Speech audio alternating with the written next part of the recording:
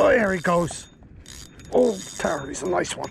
Again, I'm pulling this fishing line out from my rod and reel. This is the main line, no swivel. A swivel creates two possible weak points. It's not necessary.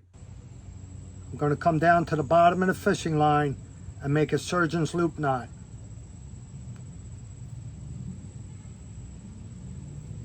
So I'm going to double that line over like that. Now I'm just going to make two overhand knots.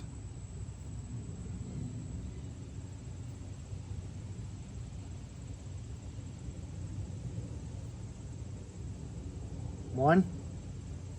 Now I'm going to put this loop through the loop I just made for the second regular knot. Two.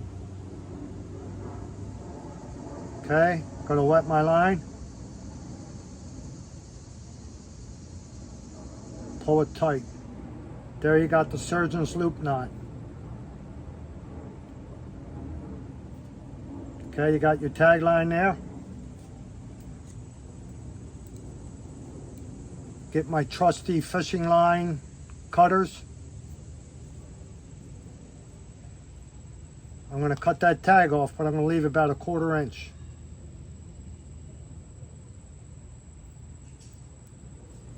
Pick that line up and put it in the trash. Okay, there we go with the surgeon's loop knot. Now I'm going to come up about 15 inches up here. And I'm going to put a knot for my hook. So I'm going to start about 12-15 inches up, and I'm going to use another surgeon's loop knot.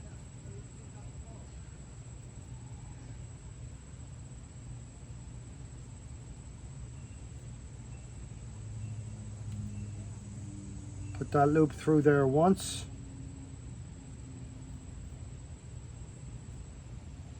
And put it through again. Wet my line. Pull it tight. Okay, now because I made this in the middle of the line, there's no tag to cut. Now I'm going to take this surgeon's loop knot and make it into a T-knot. So I got that surgeon's loop knot there. So I'm going to come across with my left hand and grab the right side of the line, and I'm going to come across with my right hand and grab the left side of the line. So that's what I got. I got an X, and the loop's in the way. I don't know if, there you go. So now I'm going to wrap these two lines around each other anywhere from 5 to 10 times. I usually do 5 or 6.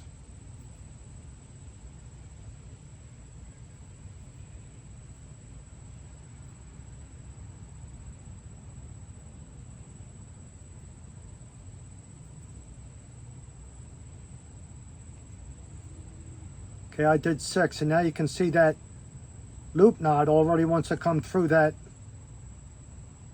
twist I just made. So I'm going to pull that surgeon's loop knot through that loop I just made.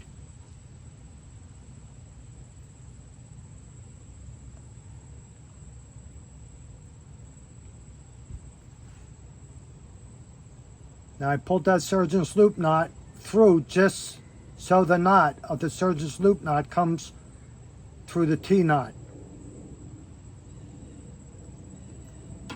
Wet my line and pull it tight.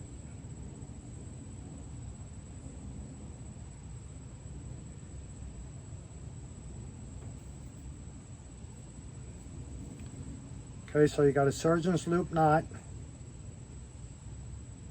and a T-knot, and this is basically a drop shot rig.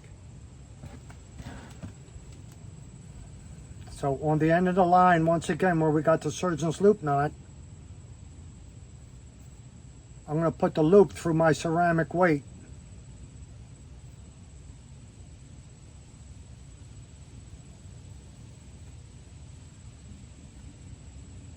Put the loop through and pull it over the weight. And that just hangs on there.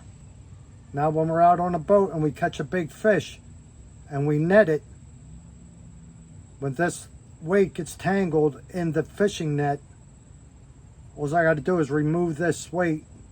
This comes right off. You take the weight off while it's all wrapped in the net, and then this line pulls right out. But let's finish showing you the rig. These things cost anywhere from $6 to $10 plus in the bait and tackle stores.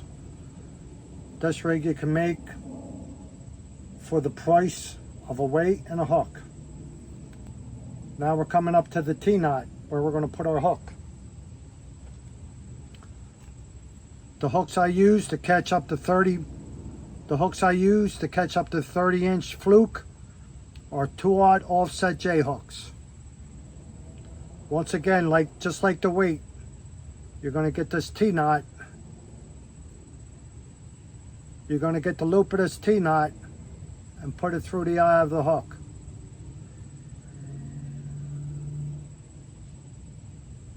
Then once you pull it through, you put the loop over the hook.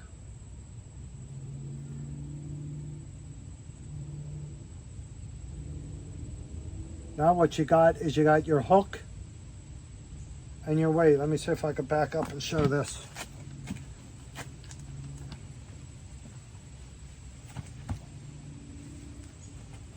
You got your hook and your weight. No swivel. And you can check our other videos. We are killing it. I'm going to put a minnow on here on the hook. I'm just going to put a minnow on there, and then I'm going to get a little piece of clam and slide a little piece of clam over the end past the barb of the hook to hold that minnow on. The clam will also add a nice scent trail down in that water. So you're going to have the minnow jumping around, and you're going to have the clam laying down some scent in the water. That's the perfect Fluke rig. Oh, there he goes. Oh, Terry, he's a nice one.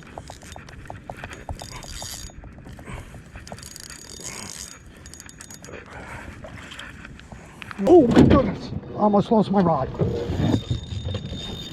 It almost went deep 6.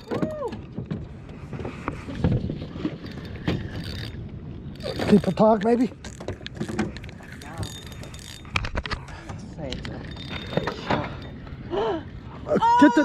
Get the net. He's stuck.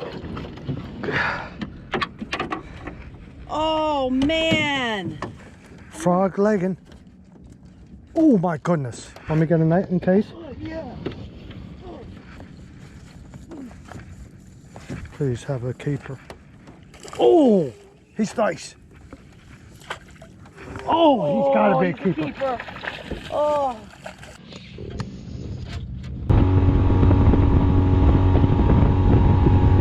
Thanks for watching.